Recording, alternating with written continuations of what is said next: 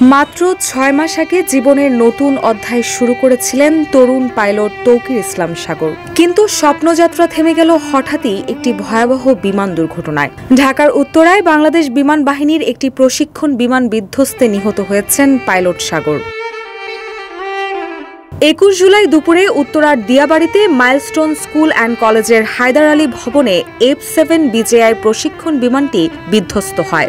দুর্ঘটনায় বহু শিক্ষার্থী ও সাধারণ মানুষ আহত হন এবং প্রাণ হারান পাইলট তৌকির ইসলাম।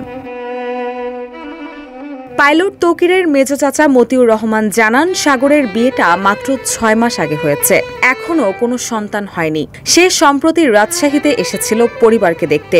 আজ দুপুরে হঠাৎই তার মৃত্যুর খবর পেলাম। তিনি আরও বলেন, বিমান বাহিনীর পক্ষ থেকে একটি হেলিকপ্টার পাঠানো হয়েছে। ওই হেলিকপ্টারে সাগরের বাবা তহুরুল ইসলাম, মা সালেহা খাতুন ও ছোট বোন বৃষ্টি ঢাকায় গেছেন। এদিকে সাগরের মৃত্যুর খবর পৌঁছানোর পর রাজশাহীর উপশহরে ৩ নম্বর সেক্টরে তার বাড়িতে নেমে আসে শোকের ছায়া। স্বজনদের আহাজারিতে ভারী হয়ে ওঠে বাড়ির পরিবেশ। পরিবারের সদস্যদের একমাত্র আশা ছিল সাগরের উজ্জ্বল ভবিষ্যৎ, কিন্তু তা এক নিমিষেই থেমে গেল। জানা গেছে, বিমান বাহিনীর F-7 BJI যুদ্ধ বিমানটি উড্ডয়নের পর যান্ত্রিক ত্রুটির সম্মুখীন হয়।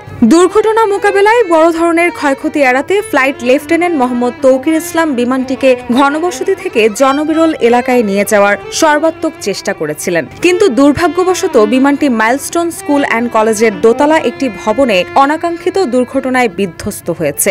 ওই দিন সন্ধ্যা ৭টা পর্যন্ত এই আকস্মিক দুর্ঘটনায় পাইলট সহ ১৯ জন নিহত এবং ১৬৪ জন আহত হয়েছেন বলে জানিয়েছে ISPR। রুশা সুর, নিউজ ডেস্ক, ইত্তেফাক।